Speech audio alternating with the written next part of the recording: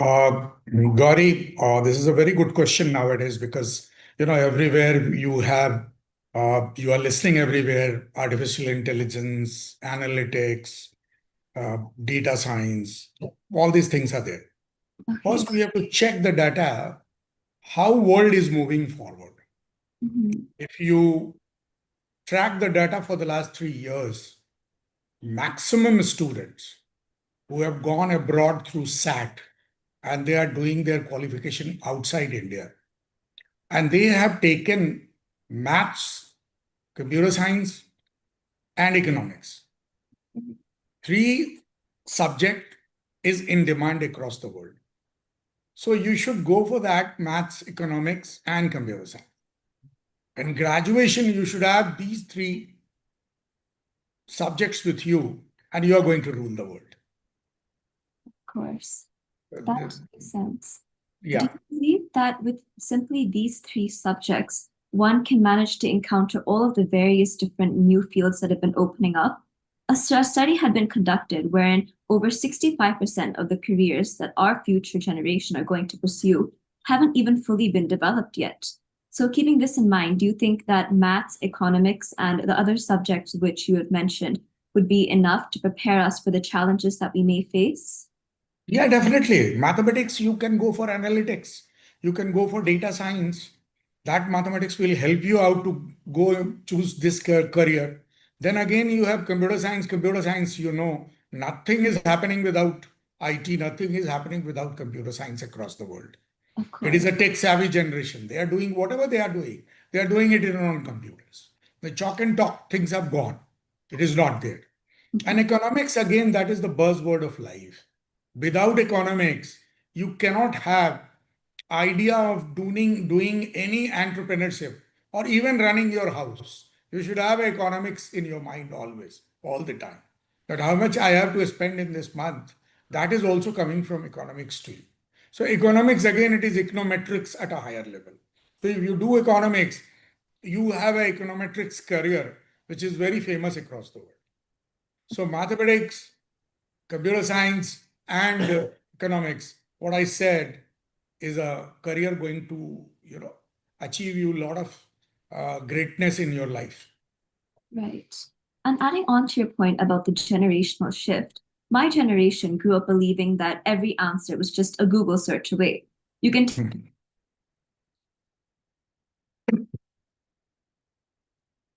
left me with were more questions, confusions, and doubts, rather than making me feel informed.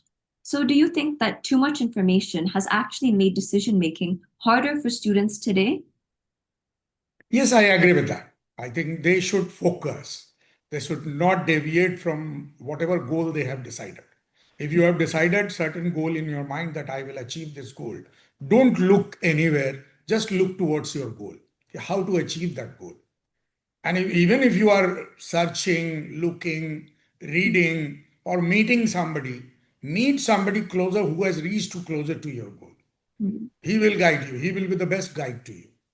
Right, And you should have a goal in the beginning itself. Now you are in 12th. You should have a goal for you. of So how course. to achieve that goal? But one thing, one request to you is that uh, just fix a goal. You can have a plan to achieve that goal. Change the plan, but don't change the goal.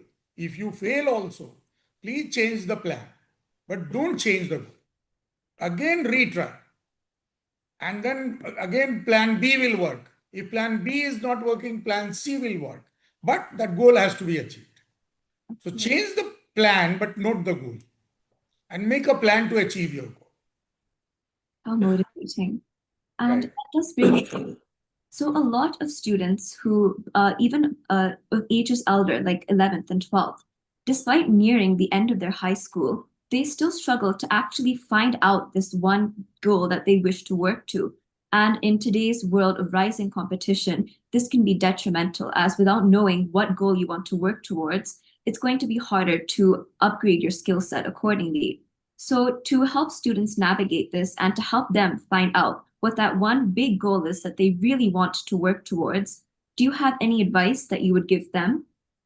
Yeah, definitely. What my advice is that if whatever goal, first do your SWOT analysis. Your mapping should be there. Individual mapping, your personal mapping has to be there in front of you. Where you are good, in which field you can do better. If your mathematics is good, do good in mathematics. Go for a maths career. If your computer science is good, go for your IT and computer science career.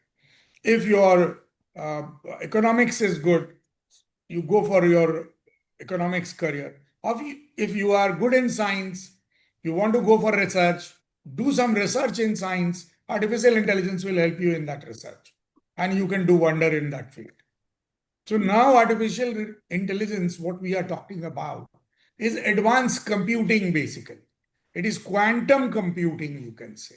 So any research which you are doing in 2 years or 3 years can be done in a month or in 2 months with the help of artificial intelligence. So in short, I tell you, artificial intelligence means just higher computing. I mean, the quantum computing, you can say that. Nano computing, you can say that.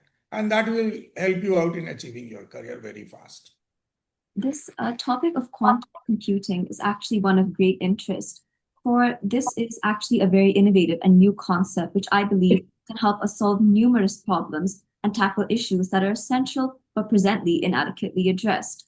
So the thing is, I actually wish for my future, I planned out similar way. I created a plan, a strategy, and I had this simple monthly habit where I would list out 5 things that I wish to pursue, which I would turn my attention to during my free time. And then I would research on 5 new things related to this.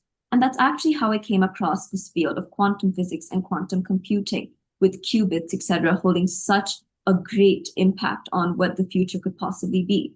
But for this sort of exposure, I do believe that students must carry out extensive research to be aware of these new opportunities. Had it not been for this simple monthly habit, I would have not been aware as to what quantum computing even were. So, is there anything you could recommend to students for where they can begin their extensive research? My recommendation first is that they should feel proud to be an Indian. And very soon you have everything in India. We are going to be the third economy by 2026. Today I was going through the newspaper, the kind of investment which is coming to India, with all top giants of US are investing in India. Within 2-3 years, we will be having deep research funds from all these great companies. They will come here, they will establish their research fund, and they will help out their students to do research for themselves. So what I suggest, I mean, they should have first proud of themselves being an Indian. Whatever they have planned to do, they should look for that. They should stay back here. They should complete their basic education. Like for quantum computing and all that research, first they have to go for BTech degree in computer science. And then if they are doing BTech degree from a reputed institution in India, and slowly they can just go for their research and start research on quantum computing. That will help them out, and that will even they will get funding from their institution also. A lot of fundings are available for research. They can apply and they can get it easily. More than just the personal field of quantum computing, I believe that if we foster this sort of curiosity in students and if they stay here, complete their courses, then this actually opens up a lot more opportunities as for society as a whole, as opposed to just a student. So there was a theory that I'd come across wherein a career must compose of 2 things. It must give you personal fulfillment, for one, but it must also contribute something to society, so that later when you retire, when you look back at your career, you can think that you made an impact and it won't feel like it was all for nothing. So for these very high impactful careers, like in quantum fields or in research, the only issue that arises is that they're very niche opportunities that a lot of parents aren't aware of either. They still have that mentality of engineering or medical, which is the one set path that a student must pursue if they wish to have job stability. But I do believe that with new upcoming fields in research and science, that this can have a more stable job and it can be more beneficial for a person in the long run. So is there any way you would help students navigate their parental and societal expectations along with pursuing what they want to make a difference?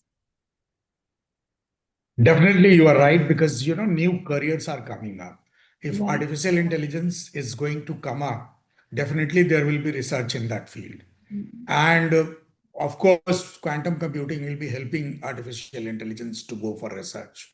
And both are just, two sides of a coin that is called artificial intelligence and quantum computing.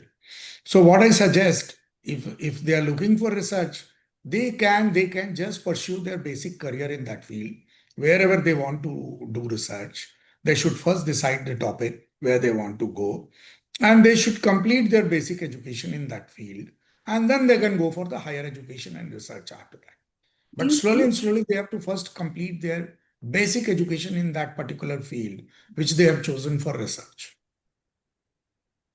Right. So for stability, like for example, let's take up the quantum cryptography aspect. If you wish to do research in this field, do you think that perhaps taking up a corporate aspect of this, like quantum cryptography, where a lot of big corporate companies are looking for employees to actually carry out these fundamentals to keep their data safe? So do you believe that a person should simultaneously carry out research while also having a corporate career with these job stability, health insurance, and other known aspects of it that generally attract people who wish to go for their corporate jobs? Jobs are coming. You see, what will happen? In the beginning, you will be having little bit of crisis of job, but lot of new fields will be open and they will get attached to artificial intelligence. So new aspects will come, new job aspects will come, Mhm, new fields will come. There are so many fields which is untouched by IT and research. mhm, That will be also, connected to IT, connected to artificial intelligence. So the new field will be open and new jobs will be created. So mhm. artificial intelligence, I am very positive so far as artificial intelligence are concerned and quantum computing is concerned. I feel there will be a lot of job opportunities. In the beginning, 1 or 2 years, there will be some job crisis, but after 2 years, a lot of jobs will be coming in this field. And by that time, this 2 year is a just preparatory period for us. We will prepare in these 2 years to face the challenges of changing technology. And as someone who leads an educational institution, what responsibility do you think schools and colleges have in reducing this fear surrounding wrong choices and encouraging students to explore meaningfully rather than rushing decisions? You see, you should have holistic education. So you cannot deny the conventional education also at the same time. But what I suggest, which we are doing in High Rank Business School, Noida, we are teaching every day 5 year university, 5 hours every day university syllabus, and 3 hours every day industry syllabus. Mm, Industry syllabus is taught by industry experts, and university syllabus is taught by professors. So both the mixers are going on so that there is no problem of placement to our students. We have a Super 60 batch. We have a Super 60 batch in BBA, BCA, MBA, MCA. Those 60, we take it after, minimum 70% has to be there. And then there is an interview, they have to appear for that interview. Then we select them and they are selected for the Super 60 batch. And Super 60 batch are, taken by companies happily because they are performing. So this is what we have done for our BBA, BCA student, for our MBA, MCA student. So we have, education kind of thing. I mean, we are teaching technology also, we are teaching university syllabus also. So it's nice. You're preparing students for both aspects of it, like in the coin. Yeah. Right. Mm. Now, sir, I've shared a few questions from a student's perspective, but I'd really value turning this around for a moment. From where you sit after interacting with thousands of students, is there something you would like to ask me as a student standing at these crossroads? You see, students, what I suggest, my suggestion to student, one big problem with all the students nowadays, that they have complex. Either they have superiority complex or they have inferiority complex. Inferiority complex is that 90% of the students are suffering from inferiority complex कि मेरे पास 10,000 का shoes नहीं है. I don't have shoes worth 10,000 rupees. My father is not having a big car. I'm not staying in a posh colony, or I don't have a very big house, mansion. I don't have very good clothes. I don't have Gucci shirts or Armani t-shirts. This is what they have. But let me tell you, if you talk about top 20 billionaires, trillionaires of the world, they are billionaires, they are trillionaires today. They were having nothing when they were students. If you talk about Bill Gates, he's a school dropout. He said his father, I will not study, I will work on computer. I will be repairing hardware. He left the, he's a study. And today he is a top 5 richest man of the world or top 10 richest man of the world. You talk about Bezos. He was a pizza delivery boy. He did his education, completed his education while he was delivering pizza. Today, he's not a technical guy. And today he's running Amazon Web Services with 7 lakh people working across under him. You talk about HCL Sivnada. His father was a record keeper in Gram Panchayat near Chennai. Today he's a $14 billion year. Is HCL.